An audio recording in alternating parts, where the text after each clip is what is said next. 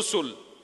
நபி நூஹ் அலைஹிஸ்ஸலாம், நபி இப்ராஹிம் அலைஹிஸ்ஸலாம், நபி மூசா அலைஹிஸ்ஸலாம், நபி ஈசா அலைஹிஸ்ஸலாம், நபி முஹம்மத் உள்ளத்திலிருந்து பாசத்தோடும் அன்போடும் சொல்லுங்கள் ஸல்லல்லாஹு அலைஹி வஸல்லம்.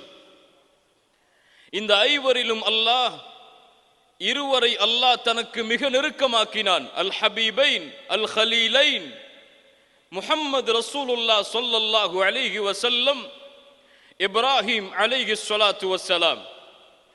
இந்த இருவரிலும் அல்லாஹ் ஒருவரை மிக விசேஷப்படுத்தினான். எப்படி?